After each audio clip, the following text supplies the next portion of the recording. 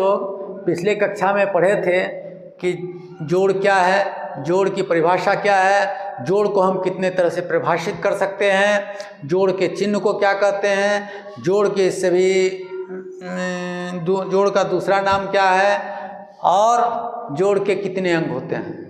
तो आज की कक्षा में हम पढ़ेंगे कि जोड़ के अंग और जोड़ के उन अंगों को जैसे प्रश्न में दिया रहता है क्या क्या कहते हैं और जोड़ के चिन्ह का प्रयोग हम कब करते हैं। तो यहाँ है कि जोड़ के, जैसा कि पिछले कक्षा में हमने पढ़ा था कि जोड़ के मुख्यतः 3 अंग होते हैं। पहले अंग को कहा था योज या संकल्य, दूसरे को कहा जाता है योजक, तीसरे को कहा था योगफल या संकलन फल।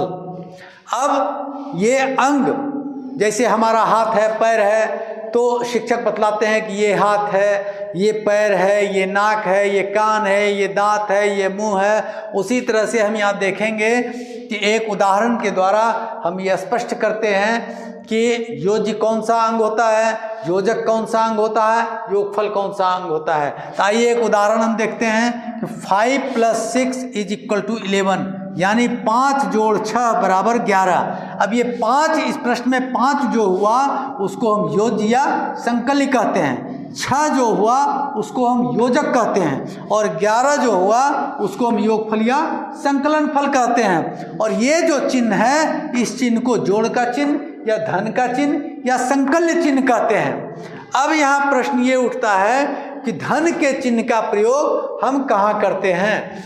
तो अब देखिए कि नियम है कि धन का चिन्ह जब एक से अधिक संख्याओं के मध्य या बीच में हो तो यह प्रकट करता है कि सभी संख्याएं या राशियां आपस में मिलकर लिखी जाएगी। यानी जैसे कि हमारे पास एक उदाहरण है या किताब में प्रश्न दिया जाता है या शिक्षक लिखाते हैं कि आप 2, 3, 4, 5, 6 का योगफल ज्ञात करें या योग ज्ञात करें। तो अब हम कैसे लिखेंगे उसको, तो हर नियम के अनुसार धन का चिन्ह जब एक से अधिक संख्याओं के मध्य या बीच में हो तो ये प्रकट करता है कि सभी संख्याएं या राशियां आपस में मिलकर प्लस के चिन्ह द्वारा दर्शाई जाएगी।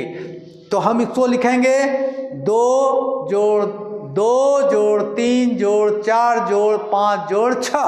अब यहाँ देखिए एक लिखित उदाहरण देते हैं कि 5 + 6 + 2 यानी 5 जोड़ 6 जोड़ 2, 5 जोड़ 5 धन 6 धन 2 या 5 संकल्य 6 संकल्य 2।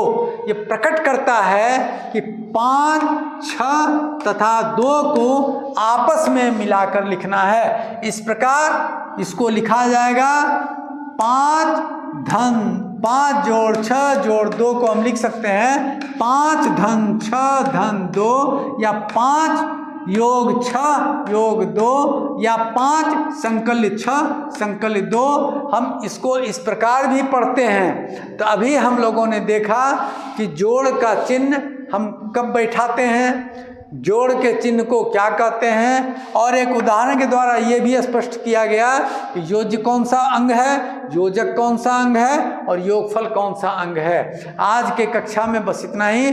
अगले कक्षा में हम लोग पढ़ेंगे योज्य क्या होता है, योजक क्या होता है और योगफल क्या होता है। बस आज की कक्षा यहीं समाप्त होती है। अब अगले कक्षा में